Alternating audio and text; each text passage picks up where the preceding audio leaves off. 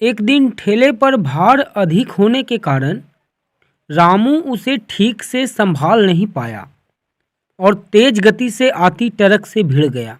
अगले ही पल उसकी मौत हो गई और उसके पीछे रह गई उसकी पत्नी जानकी और दो छोटे छोटे बच्चे गुड्डी और गुड्डू।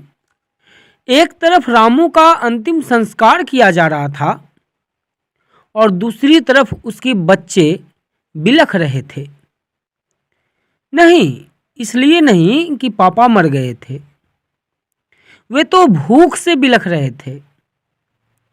उन्होंने कई दिनों से पेट भर खाना नहीं खाया था और आज तो मुंह में एक निवाला भी नहीं गया, सो भूख से रोए जा रहे थे। माँ, माँ, कुछ खाने को दो ना माँ, बड़ी भूख लगी है माँ, कुछ दो ना। कोई पत्थर दिल भी इस दृश्य को देखकर पसीज जाता। पड़ोसियों को भी दया आ गई और अगल बगल से खाना आ गया। बड़े दिनों बाद आज गुड्डी और गुड्डू पेट भर खाना खा रहे थे। अजीब विरोधाभास था। एक तरफ लोग रामू की मौत पर दुख व्यक्त कर रहे थे, वहीं दूसरी तरफ उसके अपने बच्चे बड़े चाव से भोजन कर रहे थे। जानकी ने अगले कुछ दिन इसी तरह से उधार लेकर और इधर उधर से मांगकर अपना और अपने बच्चों का पेट पाला। लेकिन कब तक चलता? लोगों ने मदद करना बंद कर दी। जानकी पागलों की तरह काम खोजने लगी, लेकिन तमाम कोशिशों के बावजूद भी किसी ने उसे काम नहीं दिया। जब थक हार कर वह घर लौटी तो बच्चे बड़ी उम्मीद से उसकी तरफ देखने लगे। गुड्डी तुतलाती आवाज में बोली, क्या लाई हो माँ? जल्दी से खिला दो, बड़ी भूख लगी है।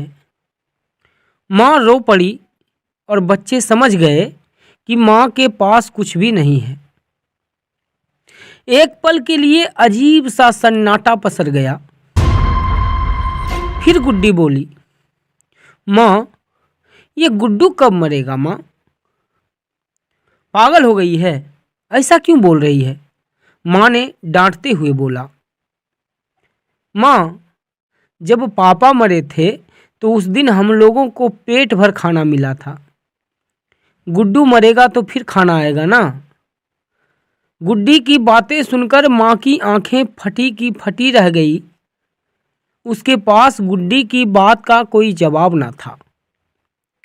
दोस्तों, ये सिर्फ एक कहानी नहीं है, ये दुनिया के करोड़ों लोगों की हकीकत है। इस पर गौर कीजिए। जिस खाने को हम थाली में ऐसे ही छोड़ देते हैं, उसकी कीमत को समझिए। बचपन से हमें अन्न का आदर करना सिखाया जाता है, लेकिन हमने कभी असल भूख नहीं देखी होती, इसलिए हम उसका आदर करना नहीं सीखते। एक दिन, बस एक दिन भूखा रहकर देखिए और आप करोड़ों लोगों का दर्द समझ जाएंगे। चलिए हम प्रण करें कि हम कभी भी अन्न का अपमान नहीं करेंगे, हम कभी भी खाना बर्बाद नहीं करेंगे, हम कभी भी होटल जाकर 2 लोगों के बीच 4 लोगों का खाना नहीं मंगाएंगे। चलिए अन्न को बचाएं और उसे ऐसे लोगों तक पहुंचाने का प्रयास करें जिन्हें इनकी सचमुच ज़रूरत है। जय हिंद। अगर यह कहानी आपके दिल को छू गई हो तो इस वीडियो को लाइक करें और अपने दोस्तों तक इस कहानी को पहुंचाने का प्रयास करें।